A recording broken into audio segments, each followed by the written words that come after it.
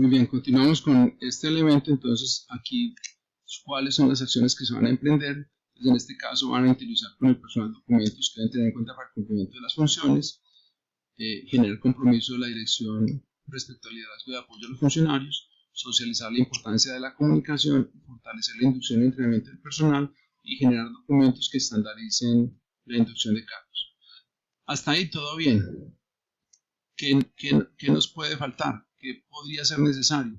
Recuerden que el peligro genérico era el incumplimiento de las directrices de las políticas internas, ¿cierto? Que afectaban la mejora, digamos que estaban orientadas por el tema de mejora continua y la insatisfacción del cliente.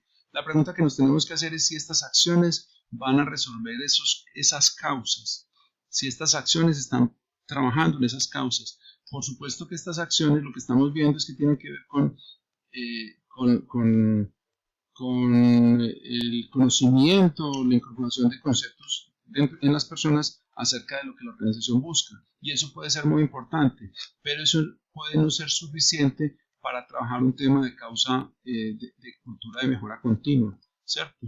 O no es suficiente para el tema de recursos administrativos, o no es suficiente para el mejoramiento de los procesos internos. Entonces, fíjese que estas acciones son acciones que pueden ser digamos, resuelven aspectos sintomáticos, pero sobre estas directrices, incluso sobre estas directrices pueden tener algún elemento importante, pero no resuelven, digamos, no le afectan, no le pegan a la causa fundamental y no necesariamente resuelven o reducen la insatisfacción del cliente interno. Entonces hay que tener mucho cuidado. Por supuesto, estas son observaciones que hace uno desde fuera de la organización sin conocer, digamos, muchos elementos del contexto, pero lo que los invito es que ustedes hagan ese análisis lógico, porque uno ve inicialmente que está bien escrito, que está bonito, pero la pregunta que nos tiene que quedar es si eso efectivamente le está pegando, si esas acciones le están pegando a las causas y a los riesgos, especialmente a las causas. Puede ser que un riesgo tenga múltiples causas, como el que estamos viendo, ¿cierto? Dice que es una ausencia de cultura de la comunicación. Entonces, como lo manifestaron como una ausencia de la cultura de la comunicación como el riesgo, ¿cierto? Entonces, claro, las soluciones son de comunicación. Si el riesgo hubiera estado identificado, digamos, como un elemento que dice conflictos de comunicación o desinformación de las personas, es posible que las acciones pudieran ser distintas, ¿cierto? Estos cronogramas de permanentes son interesantes para poner en el cuadro. Sin embargo, la pregunta es ustedes como administradores, ¿qué hacen con un cronograma de permanente? No hay nada que monitorear, no hay acciones que monitorear. Entonces, ese tema de interiorización de personas, la pregunta es ¿cómo resuelve usted la interiorización de personas? ¿Cierto? Eso hay que meterlo dentro de un plan de acción, es decir, charlas de socialización. Entonces la pregunta es cuándo se van a hacer esas charlas, cómo se evalúan, se hacen inscripciones, se generan compromisos por parte de las direcciones de facturas frente al liderazgo, cuándo se van a hacer esos compromisos, cómo se van a materializar esos compromisos. Entonces no podemos decir que es un programa permanente, porque si dice permanente, básicamente lo que estamos diciendo es, oiga, sabe que eso no se puede controlar, no hay cuándo medirlo. Entonces aquí lo único que tenemos es un responsable que está eludiendo, todavía no sabe cómo intervenir la tarea y no tiene unas fechas claras, ¿cierto? Aquí aparece después un avance que dice cuánto se hizo, qué cosas se hicieron, ¿cierto? Pero no sabemos si el riesgo se redujo. Cosas que hicieron. Uno puede hacer muchas cosas, pero si el riesgo no se reduce, si no se baja la frecuencia y no se baja el impacto, entonces las acciones pueden ser inocuas. Entonces uno puede mostrar que hace mucho, que camina mucho, que trabaja mucho, que suda mucho o que estudia mucho, pero al final no se ven los resultados. Entonces hay que tener mucho cuidado con ese elemento. Vamos a ver, para completar esta sesión, la del hospital que habíamos visto, el hospital de San Rafael de Tunja. Entonces tiene unos riesgos administrativos, tiene unos riesgos asistenciales y aquí tiene un resumen, ¿cierto? Entonces vamos a ver los administrativos rápidamente.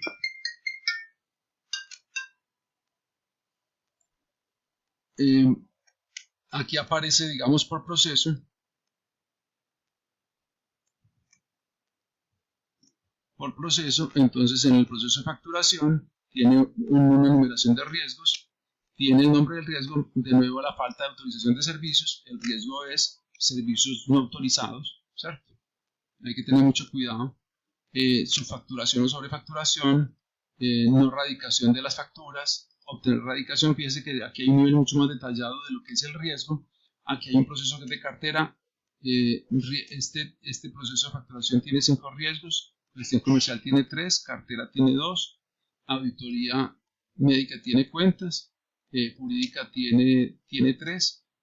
Entonces, esta es una forma en la que los riesgos están consolidados y se pueden compartir.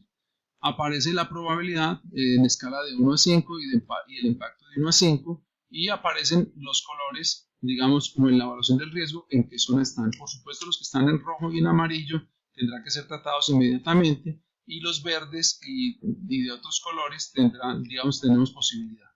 En este momento hay unos controles, hay que ver cómo funcionan esos controles. De pronto los controles no están funcionando bien y habrá que mejorarlos.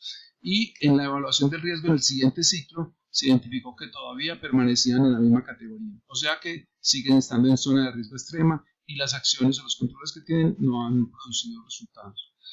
La opción de manejo es si los servicios necesitan ser autorizados para poder generar facturación. Digamos que no hay otra forma, no hay tutía para mitigarlos, no hay tutía de trasladarlos ni de aceptarlos. Hay que evitar el riesgo, ¿cierto?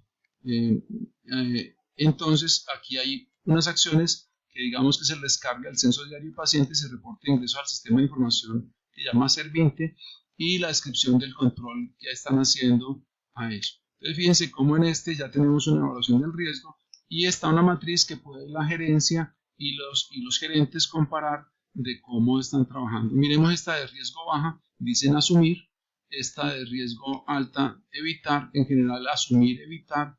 Aquí hay muy pocas posibilidades aparentemente de trasladar. Habría que mirarlo con detalle para ver si hay algún riesgo que pueda ser trasladado.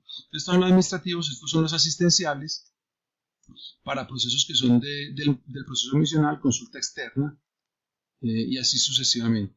Y al final tenemos un resumen que nos muestra los de 49 riesgos en zona extrema, 34 en riesgo alta, 27 en moderada, 3 en riesgo baja, tiene una categoría aquí en 4, para 123 riesgos, y se ve aquí, digamos, un poco cómo está el asunto, el panorama. La idea es que estos riesgos de zona extrema los podamos llevar a riesgo alto o a riesgo moderado, los riesgos altos a riesgo moderado y bajo, y los de riesgo moderado llevarlos a riesgo bajo. Hay que bajar, digamos, el nivel de riesgo. Esa es, pues, entonces, dos ejemplos que vemos de cómo las organizaciones utilizan este planteamiento de la gestión de riesgo y qué podríamos hacer allí para intervenir. Bueno, si tienen inquietudes, les agradezco responderlas, enviar respuesta a través de la copia del enlace en la plataforma Moodle. Estos archivos van a estar publicados en YouTube. Digamos, por el tamaño no creo que podamos subirlos a la plataforma, pero los mensajes y las inquietudes las planteamos allí en la plataforma Moodle, en el foro, digamos, de mensajes, y por supuesto alguna otra cosa que podamos aclarar en clase, con mucho gusto. Una feliz tarde.